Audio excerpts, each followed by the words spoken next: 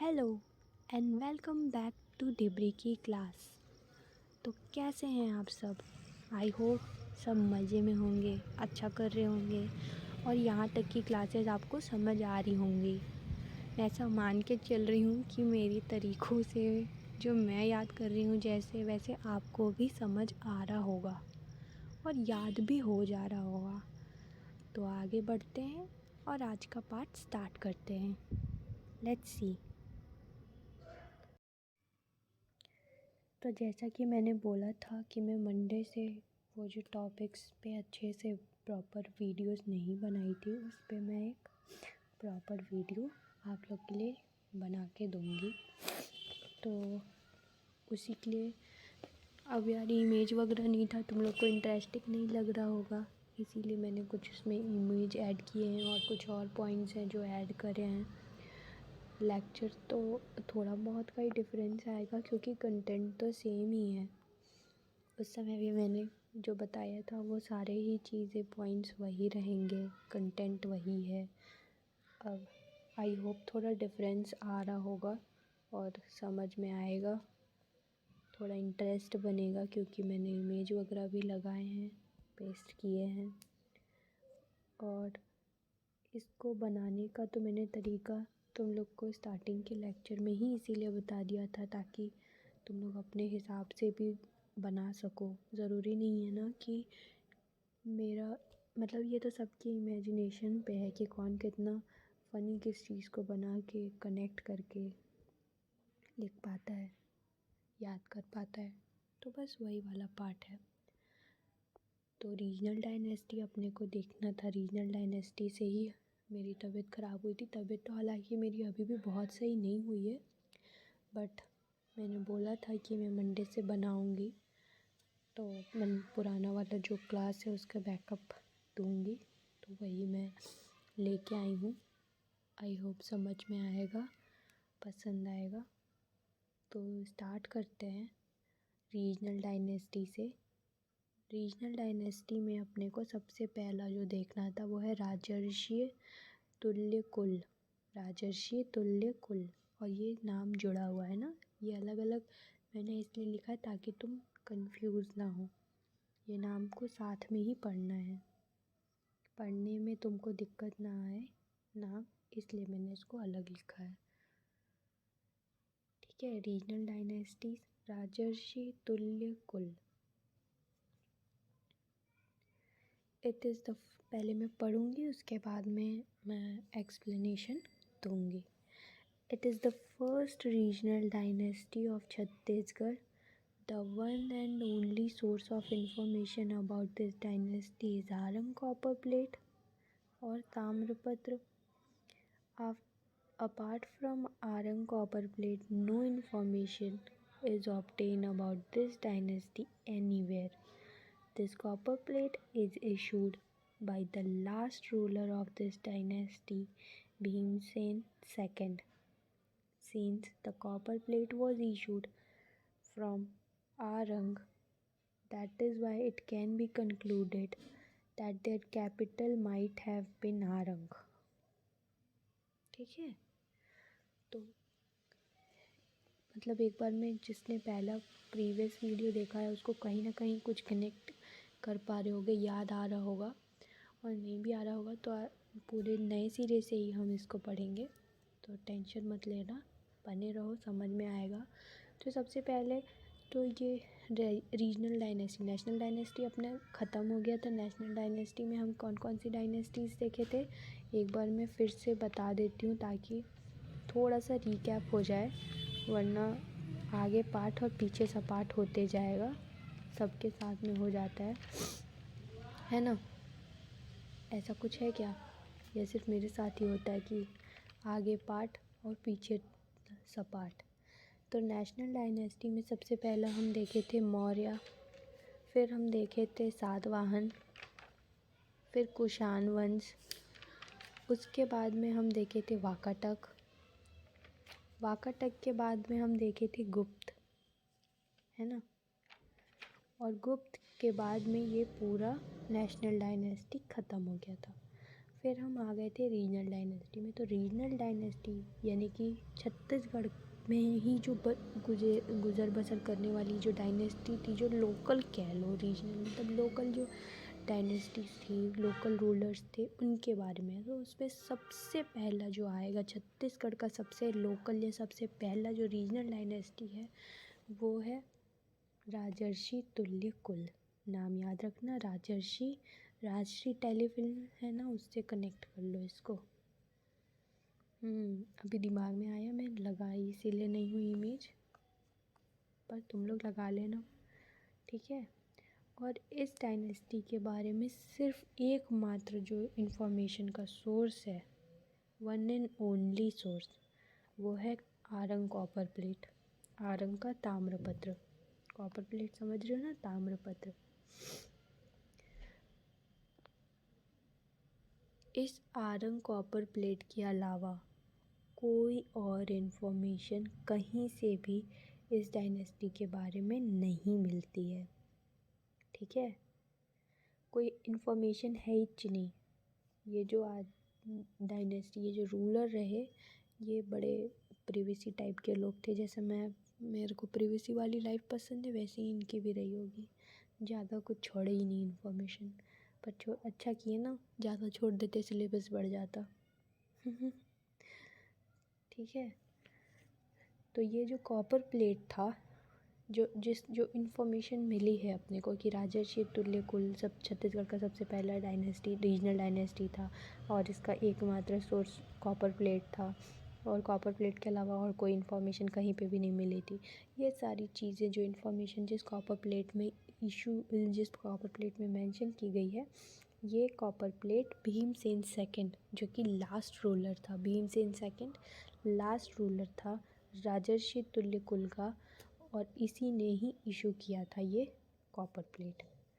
चूँकि ये copper plate जो है वो आरंग से इशू की गई थी, इसीलिए हम ऐसा कंक्लूड कर रहे हैं, ऐसा मान के चल रहे हैं कि हो सकता है कि उनका जो कैपिटल है वो आरंग रहा होगा। क्या कैपिटल था राजर्षि तुल्य कुल का? आरंग कैपिटल था। इसका लास्ट रूलर भीमसेन सेकंड था। और ये छत्तीसगढ़ का पहला रीजनल डायनेस्टी था। इसके बारे में अपने को यहाँ पर अभी तक में इस स्लाइड में इतना ही देखना है।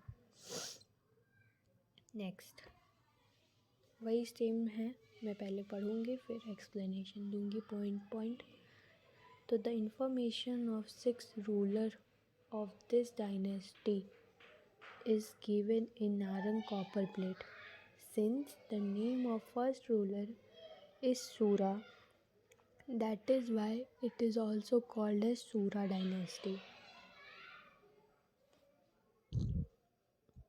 Issued from the coast of Suvarna river, capital Arang, state emblem lion. The information other information, this copper plate has mentioned about the charity. Bhimsen second donated village named Vattapallika Bhattapalli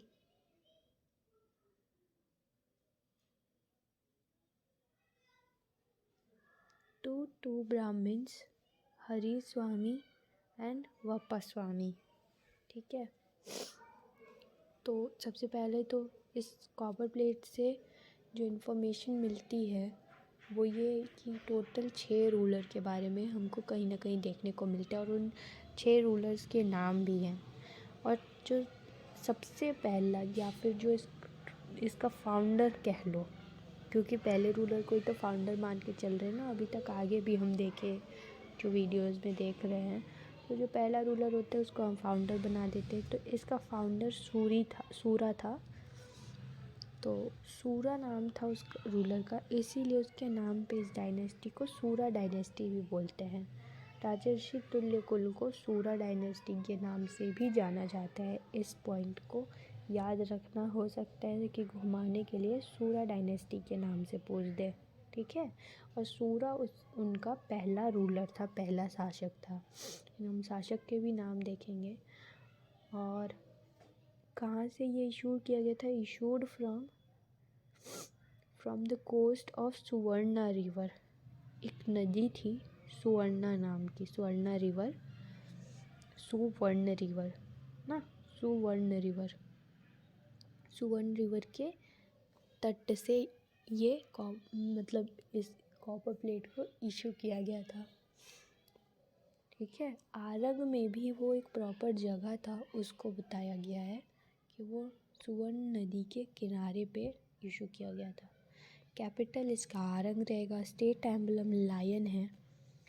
और जो information मिलता है कि ये जो copper plate है, इसमें इन लोगों ने जो भी दान पुण्य किए थे ना, तो अपने आप को दिखाने के लिए, अपना वर्चस्व, अपना पैसा वैसा, धन संपत्ति सब कुछ बताने के लिए चैरिटी लोग करते थे ना। अब हो सकता है कि ये सच में धार्मिक प्रवृत्ति के लोग रहे होंगे और इनको डोनेशन करना पसंद होगा, मतलब धर्म का कार्य में लगे हुए होंगे। और नहीं भी हो सकता, और हो सकता है कि वो दिखावे के लिए दान धर्म करते होंगे, है ना, कि हमने इतना दान दिया, अपना बताने के लिए होता है ना। तो जो इनका लास्ट रूलर था, कौन? भीमसेन सेकंड, जिसने ये सारी इन्फॉर्मेशन भी दिए हैं, उसी ने ये जो विलेज है ना, जिसका नाम है भट्टपति, वट्टपल्लिका, भट्टपल्ली, ये नाम है उस विलेज का। ठीक है, इस नाम को कैसे कनेक्ट करोगे? भट्टपति, भट्टपति, भट्टपति, भट्टपति, भटका हुआ पति से कनेक्ट कर सकते हो। भट्टपति, उससे कनेक्ट हो जाएगा। ठीक है, ये भीमसेन सेकंड था ना, वो दो ब्राह्मण, जिनका नाम था हरिस्वामी और वापा स्वामी।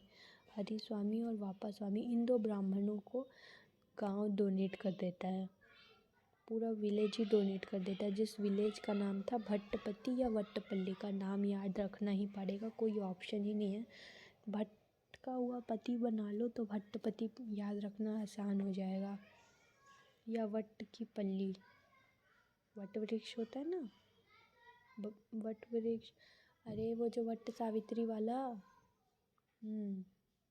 वट सावित्री वाला वट वृक्ष, उससे भी कनेक्ट कर सकते हो वट्टपल्लिका को। ठीक है, अभी एग्जैक्ट चीज़ें मेरे दिमाग में नहीं आ रही है। भट्टपति का मैं बताई कि भटका हुआ पति बना लोगे ना, भटका हुआ पति भटकते ही रहते हैं, तो उससे दिमाग में बैठेगा। दो ब्राह्मण थे, हरिस्वामी और वापा स्वामी, जिनको भीमसेन सेकंड ये विलेज दान में दे देता है। क्या विलेज का नाम है? भट्टपति, भट्टपल्लिका और वट्टपल्ली। सॉरी, उल्टा बोल दी क्या? भट्टपति, वट्टपल्लिका और भट्टपल्ली। ठीक है, ये यहाँ तक की कहानी थी। समझ में आया? मेरे को तुम लोग उसमें से निकल के तो बताओगे नहीं कि समझ आया कि नहीं। खैर, मैं मान के चल रही हूँ समझ में आ रहा है। अब इसके रूलर के नाम हैं। इनका स्टेट एम्बलम था ना लायन। ये देखो, मेरा फेवरेट कैरेक्टर है सिम्बा, है ना, मतलब है ना, क्या मतलब, मैं बता रही हूँ कि ऐसा है। मेरे बचपन का प्यार है ये सिम्बा।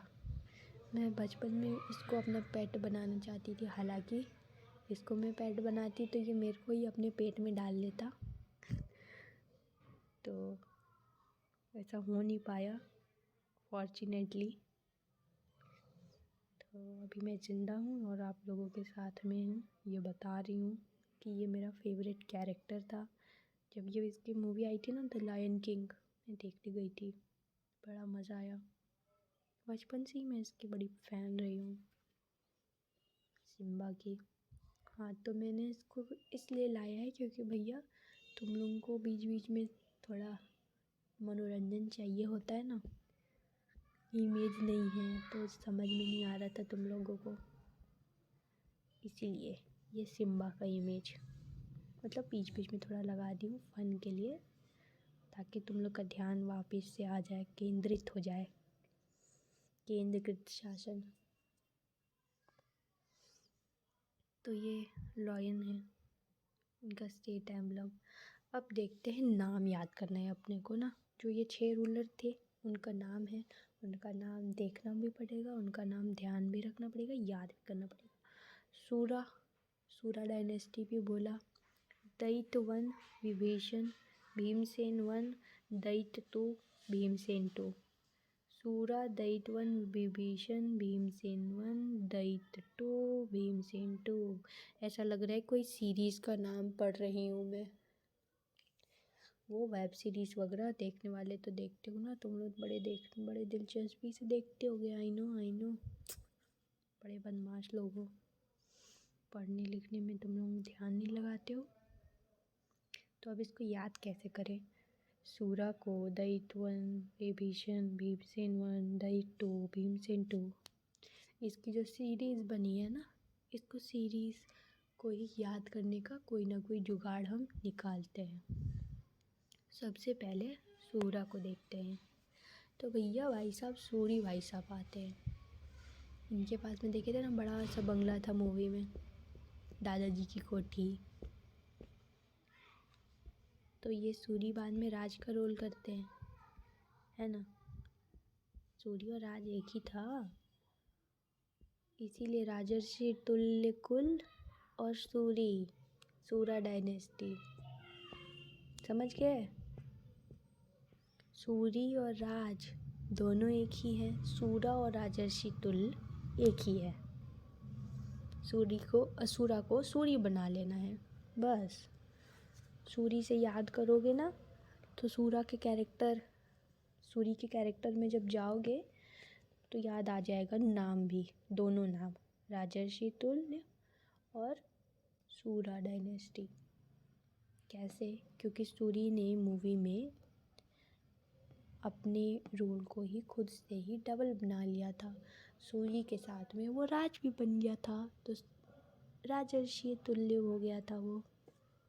और सूरी तो उसका नाम था, Suri from Punjab power, lighting up your light, है ना। तो ये रहे सूरी जी, राज बनने की तैयारी में, राजर्षि तुल्य कुल बनाने के लिए। अब अगले आते हैं दैत्य। सबसे पहले दैत्य 1। मैंने जो पहले भी ये वीडियो में बनाई थी ना, फर्स्ट पार्ट का इसका, रीजनल डायनेस्टी का, तो उसमें मैंने जब नाम बता रही थी तो मैं बोली थी कि दैत्य को दैत्य से ही कनेक्ट करके याद करना। दैत्य नाम है ना उसका, दैत्य नहीं है ना, दैत्य बनाना है। दैत्य उसका रियल नाम है, दैत्य 1। और दैत्य 1 क्यों है? क्योंकि दैत्य 2 भी आएगा सीरीज़ में, तो जिसके आगे 1 लगा है समझ लेना ये इसका सेकेंड पार्ट भी आएगा, ठीक है। देखो दैत्य को देख के दैत्य समझ गया क्या है? दैत्य आ रहा है ना, सूरा सूरी, दैत्य 1 दैत्य। उसके बाद अगला है विभीषण। नेक्स्ट रोलर अपना है विभीषण। तो ये मीम काफ़ी चला था जब लॉकडाउन हुआ था ना, रामायण दे रहा था टीवी पे, रामायण आया हुआ था। तो कोई काम था नहीं, कुछ भी नहीं चल रहा था लॉकडाउन के समय। तो यही सब बैठ के देखते थे। और उसके बाद व्हाट्सएप में तो ये मीम वायरल हो गए थे, व्हाट्सएप में भी चल रहे थे। मतलब वो जो भेजते ना स्टिकर्स, मीम बोल रही हूँ स्टिकर्स, तो मेरे पास भी था इसका स्टिकर, इसीलिए मैंने विभीषण का स्टिकर लगा दिया ताकि तुम लोगों को ये समझ में आ जाए कि विभीषण को भी कैसे करना है। तो पहले दैत्य यानी कि तुम रावण को समझ लो। रावण आया कहानी में, तो रावण आएगा तो उसका भाई भी तो आएगा ना पीछे पीछे। तो विभीषण आया और बोलता है इसके पेट पर बाण मारिए प्रभु। देखो दैत्य को देख के बोल रहे ना, लग रहा है इमेज एकदम बनाया ही उसके लिए गया हुआ है, इसके पेट पे बाण मारिए प्रभु।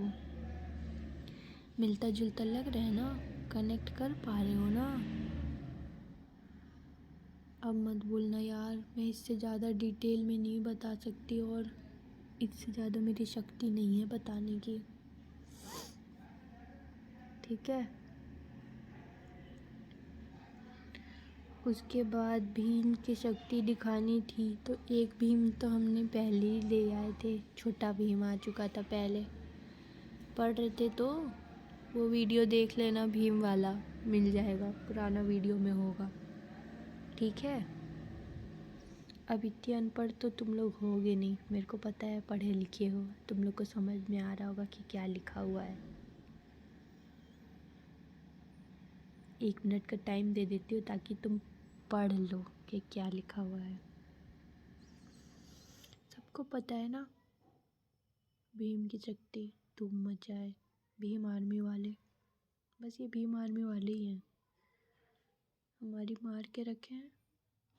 अब ज़्यादा विवादित बयान मैं दूंगी नहीं, वैसे भी पहले से ही बहुत विवाद वाली चीज़ें मैं इसमें लगा चुकी हूँ इस वीडियो में, कहीं यूट्यूब वाले मेरा वीडियो ही टेक डाउन ना करते, बोलेंगे तुम बहुत ज़्यादा विवादित बात बोलती हो अपने वीडियो में, इसलिए तुम पढ़ाई लिखाई तो तुमको करना नहीं है, बस ऐसे ही मनोरंजन ही करो तुम। फिर भीम बस यहीं तक है, उसके बाद में तो भीमसेन के बाद, भीमसेन 1 के बाद में, ये भीमसेन 1 से कनेक्ट करना है ना भीम को। भीमसेन 1 के बाद में आएगा दैत्य 2। कौन आएगा? दैत्य 2। दैत्य 1 आ चुका है, दैत्य 2 आएगा, फिर भीमसेन 2 आएगा सीरीज़ में। मेन तुमको भीमसेन 1 तक याद करना, उसके बाद दैत्य 2 और भीमसेन 2 ले आना, ठीक। अब फिर से एक बार नाम देख लेते हैं। सूरा दैत्य 1, विभीषण भीमसेन 1, दैत्य 2 भीमसेन 2। इतने कैरेक्टर्स हैं, इन कैरेक्टर्स को एज इट इज़ याद कर लेना। फिर से एक बार रिपीट कर लो, सूरा दैत्य 1, विभीषण भीमसेन 1, दैत्य 2 Bhimsen 2।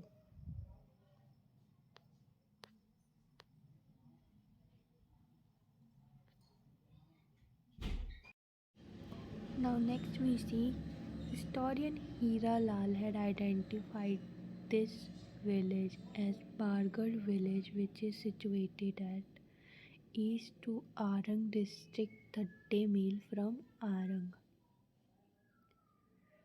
Ruling period. The article of this copper plate was first published in Epigraphica Indica by Hira Lal, and he read it 282 Gupta calendar. Another historian, Dr. Mirashi, had deciphered it 182 Gupta calendar. Most of the scholars are agreed to the view of Dr. Mirashi. Their ruling period was around 4th to 5th century. अभी हम राजर्षि तुल्य कुल वंश देख रहे थे, या सूरा डायनेस्टी भी जिसको बोल सकते हैं, तो उसी के बारे में हम ये पढ़ रहे हैं। तो हिस्टोरियन हीरा लाल है ना, उसने इस जगह को, इस विलेज को जो है बरगढ़ नहीं, बरगढ़ विलेज बोला है, जो कि 30 मील फ्रॉम आरंग, मतलब आरंग से 30 मील दूर में स्थित है। और इनका हम रूलिंग पीरियड देखते हैं तो इनके बीच में ना डिफरेंसेस हैं, क्लैशेस हैं रूलिंग पीरियड को लेके, मतलब इस डायनेस्टी के रूलिंग पीरियड को लेके हिस्टोरियंस के बीच में कॉन्फ्लिक्ट है, क्लैशेस हैं। क्यों है? क्योंकि अलग अलग हिस्टोरियंस का अलग अलग मानना है, ठीक है। अब हीरा लाल का कुछ और मानना है, एक और हिस्टोरियन हुए मिराशी, उनका कुछ और मानना है, फिर बाकी के और भी कुछ विद्वान हैं, उनको ऐसा लगता है कि मिराशी सही थे, कुछ का कहना है हीरा लाल सही थे। तो ये सारा कॉन्फ्लिक्ट है, ठीक है। तो हम एक एक करके देखते हैं। तो जो आर्टिकल है ना ये कॉपर प्लेट का, वो सबसे पहले एपिग्राफिका इंडिका में पब्लिश हुआ था। किसने? Epigraphica indica. और इसमें ही हीरा लाल ने इसको 282 गुप्ता कैलेंडर पढ़ा था। अब ऐसा कॉन्फ्लिक्ट क्यों है पहले ये देखते हैं। कॉन्फ्लिक्ट इसलिए है क्योंकि ये जो कॉपर प्लेट है ना, ये बहुत बहुत समय पुरानी हो चुकी है, बहुत टाइम हो चुका है, तो वो ठीक से पता नहीं लग रहा है कि वो 2 है या 1 है। ये हम आगे देखेंगे। The another historian doctor Mirashi, जो डॉक्टर मिराशी है, उन्होंने इस चीज़ को 182 गुप्ता कैलेंडर पढ़ा। अब एक पढ़ रहा है 282 और एक पढ़ रहा है 182। तो ये इसलिए ये ऐसा कन्फ्यूजन हो रहा है क्योंकि ये जो है वो बहुत पुराना हो चुका है। ये यानी कि कॉपर प्लेट जो ताम्रपत्र है वो बहुत पुराना हो चुका है, इसलिए लोगों को डाउट हो रहा है कि वो 2 है या 1 है। पर बहुत सारे मतलब मोस्ट ऑफ द स्कॉलर्स, बहुत सारे विद्वान, मोस्ट ऑफ द स्कॉलर्स ये जो हैं वो डॉक्टर मिराशी के पॉइंट ऑफ व्यू से सहमत है। उनको भी ऐसा लगता है कि वो 2 नहीं, वो 1 है, 182 गुप्ता कैलेंडर है। तो इसीलिए हम ये मान के चलेंगे कि अगर हम 182 लेते हैं तो वो 4th सेंचुरी है, और अगर 282 ले रहे हैं तो वो 5th सेंचुरी का उनका रूलिंग पीरियड है। तो their ruling period was around 4th to 5th century. ठीक है, ये रूलिंग फैक्ट का, अरे ये क्या खुल गया, ध्यान भी नहीं दी। ये रूलिंग फैक्ट का, ये रूलिंग पीरियड के बारे में जो फैक्ट है कि उनका रूलिंग पीरियड था 4th to 5th सेंचुरी। अब मैं तुम लोग को नोट डाउन करने के लिए 1 मिनट दे रही हूँ, तुम नोट डाउन कर लो, क्योंकि मेरे से स्लाइड गलती से चेंज हो गया था। आई डोंट नो कितने पहले चेंज हो गया था, तो तुम नोट डाउन कर लो, ठीक है, करना चाहते हो तो।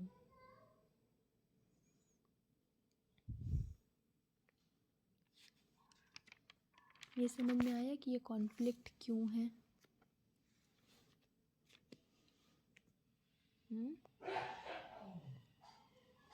आया ना?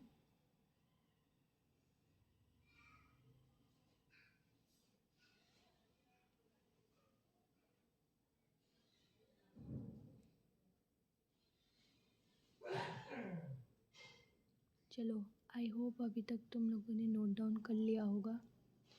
तो हम आगे बढ़ते हैं, कंक्लूजन निकलता क्या है वो देखते हैं। एक इससे कंक्लूसिव फैक्ट और निकल रहा है वो देखते हैं। Since they used the Gupta calendar in their copper plate, so it can be concluded that they accepted the sovereignty or supremacy of Gupta dynasty।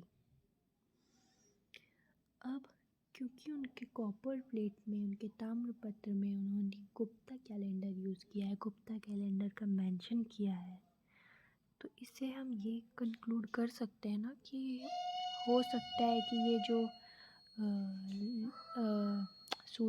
सूरा डायनेस्टी थी या फिर राजर्षि तुल्य कुल, इन ये गुप्ता जो थे, जो नेशनल डायनेस्टी हुई गुप्ता, उसकी अधीनता इन लोगों ने स्वीकार की थी, करी होगी। मतलब हो सकता है कि इन्वेजन हुआ होगा और ये सब हुआ होगा में चल रहा है ना, ऐसा हुआ है, हम ये नहीं कह रहे हैं, पर क्योंकि वो गुप्ता कैलेंडर को यूज़ करते थे तो इसलिए हम ये मान के चल रहे हैं कि ऐसा हो सकता है कि वो गुप्ता डायनेस्टी की सुप्रीमेसी एक्सेप्ट कर लिए होंगे। तो ये एक कंक्लूसिव फैक्ट है। उसके बाद में अदर फैक्ट्स हम देखते हैं।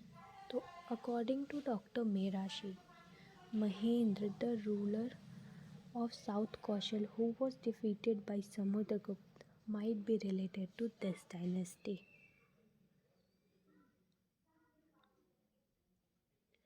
In Hathi Gumfa inscription, which is of Kalinga ruler of Kharwel,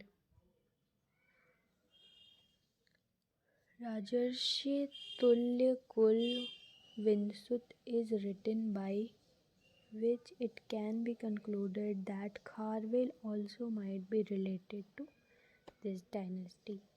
दो चीज़ें देखने को मिल रही हैं, वो ये है कि ये जो पहले तो जो हिस्टोरियन हुए ना डॉक्टर मिराशी, उन्होंने ऐसा बोला कि जो महेंद्र जो रूलर था साउथ कौशल का, जिसको समुद्रगुप्त ने हराया था, हो सकता है कि वो भी इसी डायनेस्टी का हो। कौन सी डायनेस्टी का? राजर्षि तुल्य कुल का। और हाथी गुम्फा जो इंस्क्रिप्शन है उसमें भी कलिंगा रूलर खारवेल के कलिंगा रूलर के बारे में मेंशन किया गया है। तो ऐसा मान सकते हैं कि ये जो खारवेल वाले जो भी हैं ये भी कहीं ना कहीं इसी डायनेस्टी से, राजर्षि तुल्य कुल से रिलेटेड ही होंगे। कहीं ना कहीं उनका रिलेशन होगा इस डायनेस्टी से। अब ये प्रॉपर प्रूफ नहीं है कि क्या है क्या नहीं, मतलब क्या रिलेशन था क्या नहीं था, कितना था कितना नहीं था, थे कि नहीं थे। ये सब सिर्फ कंक्लूसिव फैक्ट हैं, क्योंकि ऐसा मिला है, ये सारे तथ्य मिल रहे हैं। तो इन तथ्यों के बेस्ड हम अपना एक कंक्लूजन निकाल रहे हैं और अपने अकॉर्डिंग ही हम बता रहे हैं कि ऐसा हो सकता है ना। इस बात की कोई भी मतलब अब लिखा है तो पढ़ना तो पड़ेगा, फैक्ट्स हैं तो याद तो करना ही पड़ेगा। तो पहला फैक्ट देखें कि जो ये महेंद्र है हो सकता है वो भी इसी डायनेस्टी का हो, इस डायनेस्टी से रिलेटेड हो, और खारवेल भी इसी डायनेस्टी से रिलेटेड हो। ये सारे फैक्ट्स हैं, 2 फैक्ट्स हैं जो हमको देखने हैं। अब हम नेक्स्ट अपना स्टार्ट करेंगे जो कि है शरवपुरी डायनेस्टी। ठीक है, Sharapuri dynasty. The ruling period of this dynasty was around 5th to 6th century. Founder of this dynasty, Sharab Raj. Initial capital was Sharapur. Other capitals, Prasannapur, Sirpur.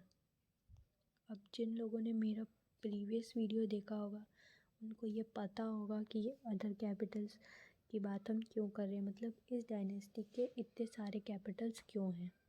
ठीक है, और नहीं देखा होगा तो रेफ़र कर लेना, वो शॉर्ट में है।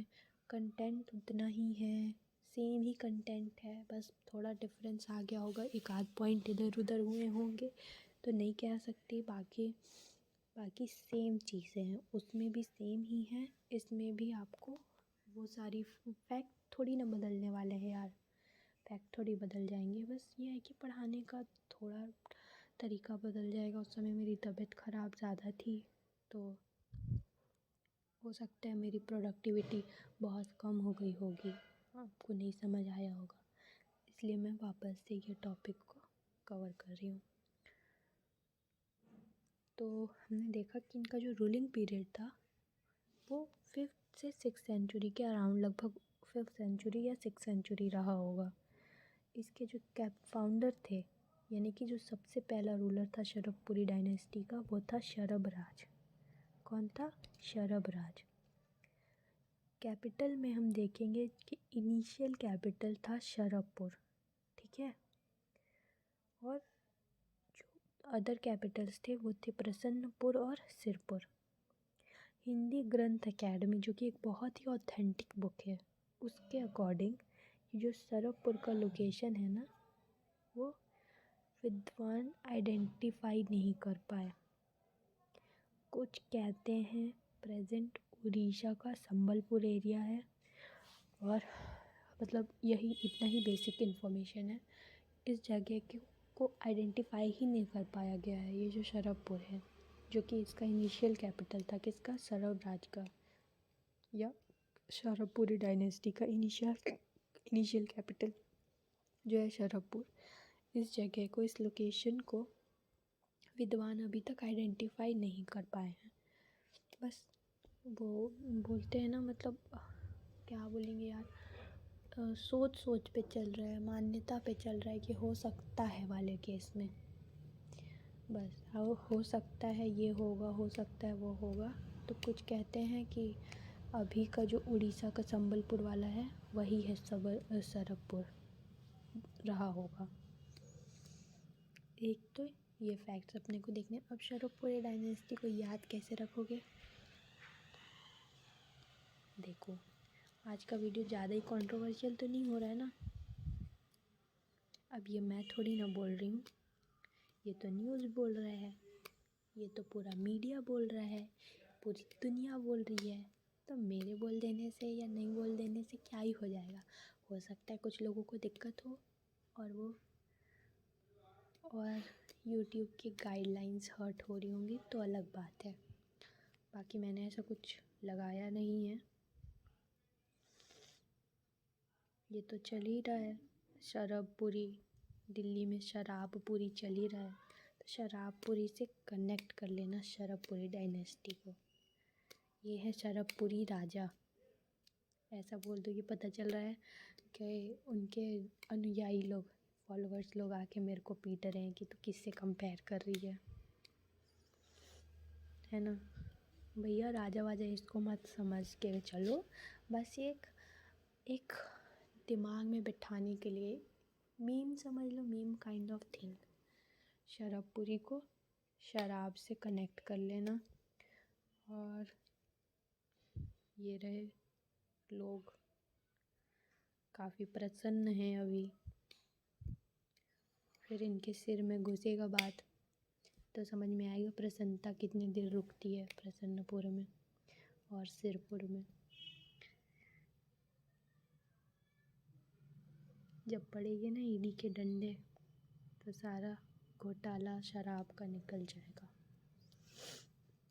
खैर, कंट्रोवर्सी नहीं बढ़ाते हैं और आगे चलते हैं।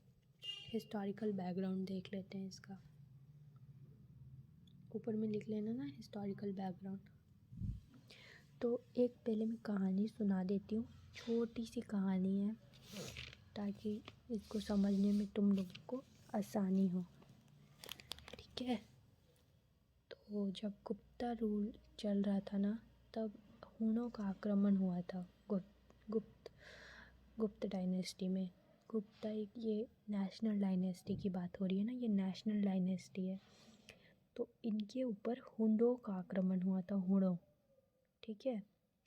और जब ये आक्रमण हुआ था तब वहाँ के शासक जो थे गुप्त एरा के, वो थे भानुगुप्त। और भानुगुप्त का ही एक सामंत था, मंत्री, जिसका नाम था गोपराज। और गोपराज इसी इन्वेजन में, इसी आक्रमण में मारा गया था। और ऐसा माना जाता है ना कि ये जो गोपराज है जो मारा गया था, जो कि भानुगुप्त के यहाँ सामंत था, वो शरभराज जो इस डायनेस्टी के फाउंडर थे उसका ग्रैंडफादर था, मतलब दादाजी थे। और इसके मौत के बाद, गोपराज के मौत के बाद, इसकी वाइफ जो है वो सती हो गई थी। और एरन अभिलेख में ही सती प्रथा के बारे में, मतलब एरन अभिलेख जो है वो फर्स्ट इंस्क्रिप्शन है जो इस बात का इन्फॉर्मेशन देता है। तो ये छोटा सा एक बैकग्राउंड है, हिस्टोरिकल बैकग्राउंड, जो इस डायनेस्टी को समझने में थोड़ा हेल्प करेगा, ठीक है। तो हम इसके बारे में देख लेते हैं, फैक्ट्स पढ़ लेते हैं। The first inscription giving the information about sati practice is Aaron अभिलेख 1510 AD. During Gupta period, there was an invasion of Huns while struggling with Gopraj, a feud. Minister of Gupta ruler Bhanugupta died. After his death, his wife became Sati. In 510, an inscription was issued by Bhanugupta. It is believed that Gopraj, who died struggling with Huns, is the maternal grandfather of Sharabharaja. Sorry मैंने जो story बताई थी ना, maternal grandfather रहते हैं, मतलब दादा नहीं नाना जी रहते हैं गोपराज के। अरे गोपराज बोल रही हूँ, शरभराज के नाना जी रहता है ये गोपराज। तो जैसा कि मैंने एक हिस्टोरिकल बैकग्राउंड स्टोरी बताई ही, हाँ, तो जैसा कि हमने हिस्टोरिकल बैकग्राउंड से हमें बहुत कुछ पता चलता है, जो हम पहले बताई मैं जैसा बात। तो ये जो एरन अभिलेख है या फिर एरन इंस्क्रिप्शन है, ठीक है। ये फर्स्ट इंस्क्रिप्शन है जो इन्फॉर्मेशन देता है सती प्रथा के बारे में। ऐसा मैं नहीं, ऐसा फैक्ट बोल रहा है, ठीक है। उसके बाद में क्या होता है ना कि गुप्ता पीरियड, जो कि हिस्टोरिकल बैकग्राउंड में जो स्टोरी बताई बस वही स्टोरी है कि गुप्ता पीरियड, जब गुप्ता एरा था उस समय एक हुन्स का इन्वेजन हुआ था, आक्रमण किया था उन्होंने, ठीक है। और उनसे लड़ाई करते वक्त, हुनों से आक्रमण जो उन्होंने किया था, उनसे स्ट्रगल करते वक्त कोपराज की मृत्यु हो जाती है, जो कि भानुगुप्त, गुप्ता रूलर, गुप्ता शासक था उस समय का, उसका सामंत रहता है। गोपराज क्या रहता है? सामंत या मिनिस्टर। किसका? गुप्ता शासक या गुप्ता रूलर भानुगुप्त का। और गोपराज की मृत्यु हो जाती है, he died. So after his death his wife became sati. उसकी जो वाइफ रहती है उसके साथ में ही, अब सती प्रथा के डिटेल में तो जाने की ज़रूरत नहीं है क्या रहता है। जब हस्बैंड की डेथ होती है तो वाइफ साथ में चले जाती है, मतलब मर जाती है, वो भी अपना मृत्यु स्वीकार कर लेती है।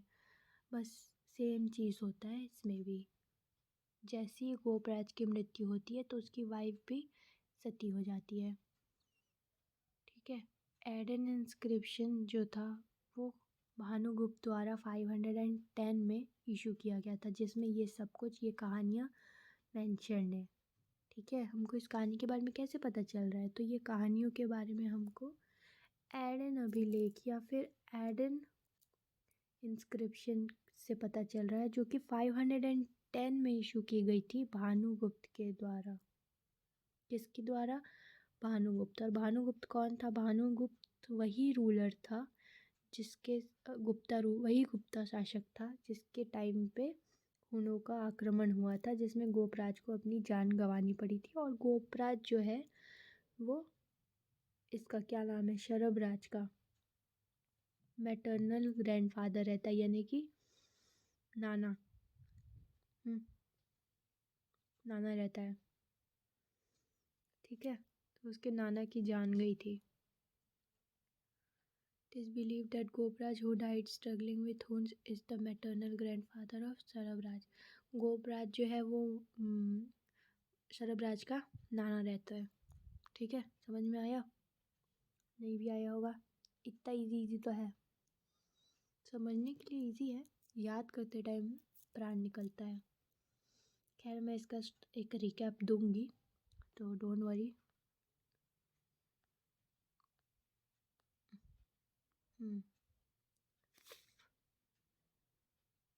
Other name of this dynasty. In Malhar inscription of Vyagraj, this dynasty has been referred as Amrarikul. Religion, they were the follower of Vaishnavism. Language, their official language was Sanskrit. State emblem, Gajlakshmi. State emblem, Gajalakshmi. इससे पहले वाले का, यानी कि इससे पहले हमने देखा राजर्षि तुल्य कुलवंश, उसका क्या था? स्टेट एम्बलम लॉयन था। क्या था? लॉयन। अभी इसका माँ लक्ष्मी है, शरभपुरी वंश का गजलक्ष्मी। वैसे तो चाहो तो बहुत सारी स्टोरीज बना सकते हो। अभी मैंने फ़ोटो भेजा, फ़ोटो लगाया था ना शराबपुरी, मतलब शराब कांड वाला घोटाला, शराब घोटाला का। तो शराब घोटाला होगा तो पैसे ही पैसे बरसेंगे ना, माता लक्ष्मी की कृपा होगी। तो वैसे करके भी रिलेट कर सकते हो गजलक्ष्मी से।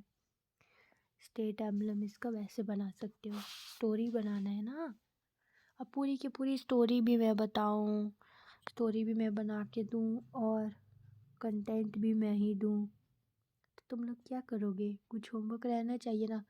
अच्छी अच्छी स्टोरीज़ बनाओ और कमेंट में लिखो, ताकि मैं भी देखूं कि कितने मोटिवेट और इनोवेटिव बना सकते हो तुम, और कितने मोटिवेट हुए हो मेरी बात से, और इमेजिनेशन कितना तगड़ा कर पा रहे हो, ठीक है।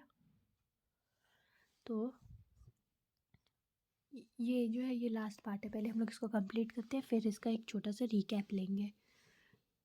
Other name of this dynasty, हाँ तो इस डायनेस्टी को और किस किस नाम से जानते हैं और किस किस नाम से बुला रहे हैं। तो फिर हमने इसमें देखा कि इसको हम शरपुरी के अलावा अमरार कुल नाम से भी जानते हैं। और ये कहाँ से, तो व्याघ्रराज आने वाला है, आगे आएगा।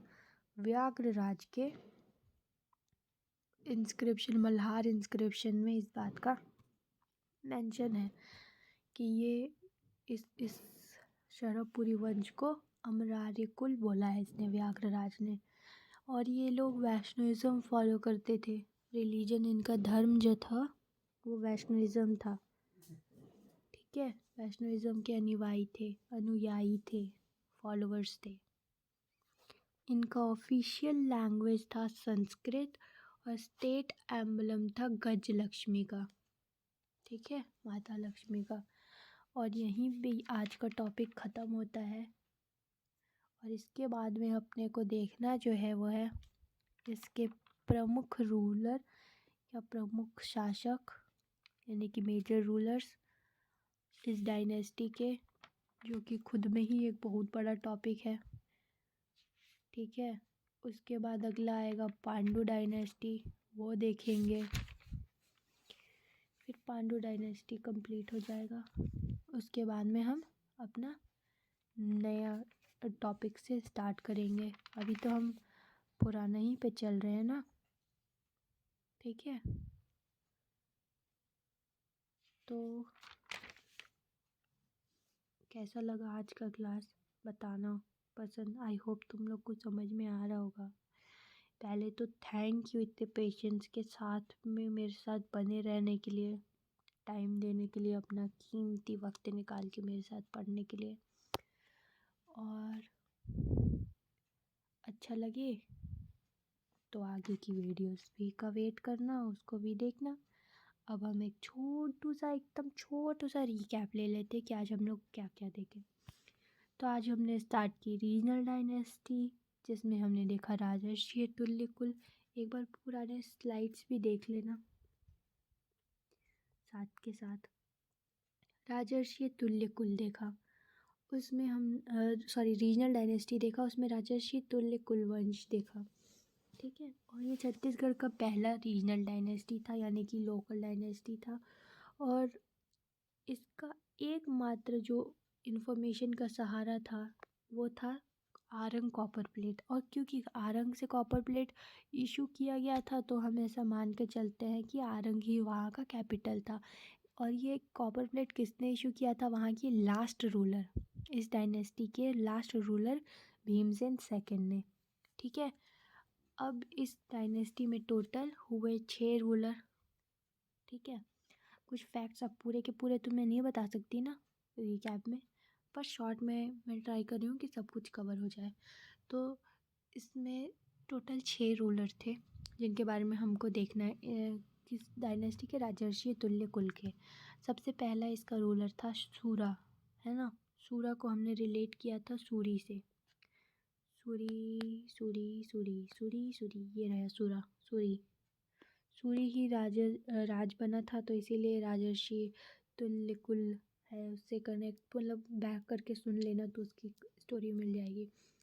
ठीक है, तो ये इसका फाउंडर था, इसीलिए इसको सूरा डायनेस्टी भी बोलते हैं। इसका अन्य नाम में, राजर्षि तुल्य कुल का अन्य नाम में हो सकता है सूरा डायनेस्टी। ठीक है, ये कहाँ से कॉपर प्लेट इशू किया गया था, तो आरंग से किया गया था और सुवर्ण नदी के तट से किया गया था। इनका स्टेट एम्बलम लायन का था। और इसमें कॉपर प्लेट में क्या इन्फॉर्मेशन थी, तो कॉपर प्लेट में चैरिटी के बारे में इन्फॉर्मेशन थी। इसमें बताया गया था कि भट्टपति नाम का विलेज जो है वो भीमसेन सेकंड ने, जो कि लास्ट रूलर था, वो 2 ब्राह्मण को डोनेट कर देता है, हरि स्वामी और वापा स्वामी नाम के 2 ब्राह्मण को। ठीक है, फिर हमने देखा कि इनका रूलिंग पीरियड जिस पे कॉन्फ्लिक्ट था, जो कि 4th सेंचुरी से 5th सेंचुरी के लगभग था, और इनका रूलिंग पीरियड। और इस बात में कॉन्फ्लिक्ट था, और कॉन्फ्लिक्ट अगर जानना है तो प्रीवियस स्लाइड में देख लेना बैक करके।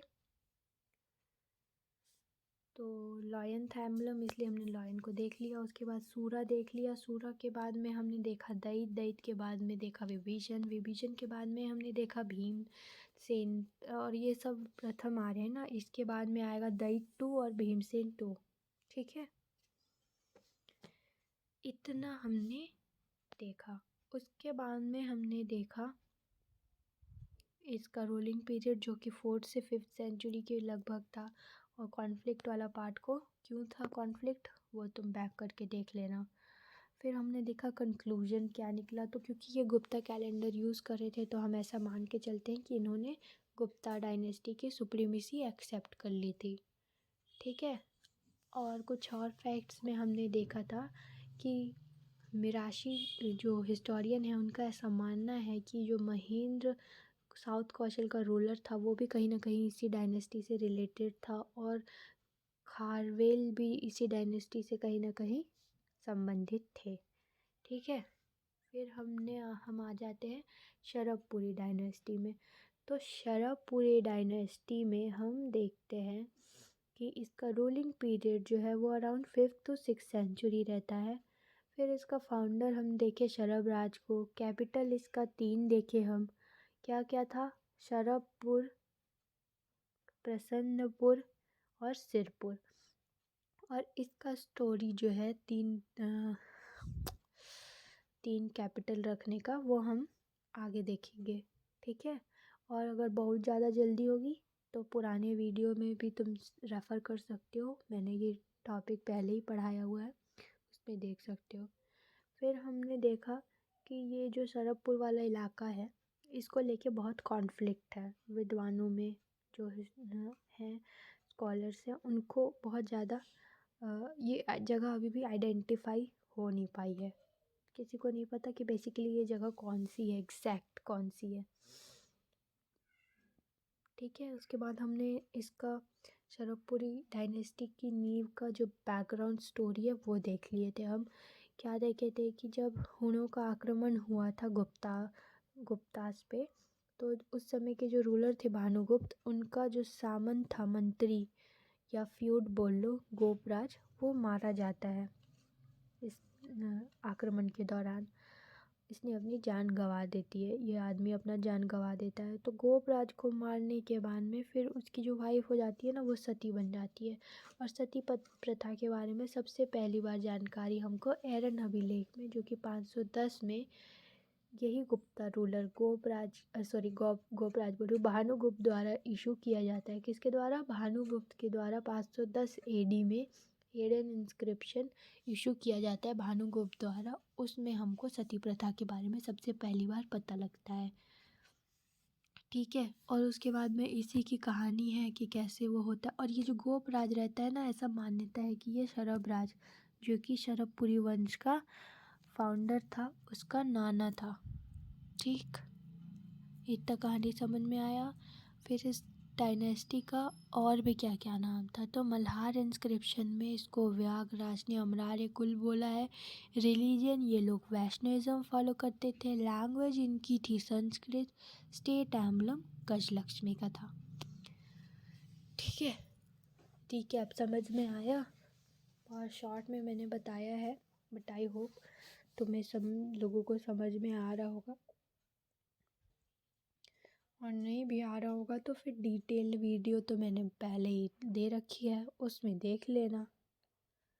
Okay, bye bye, thank you, धन्यवाद, शुभ रात्रि।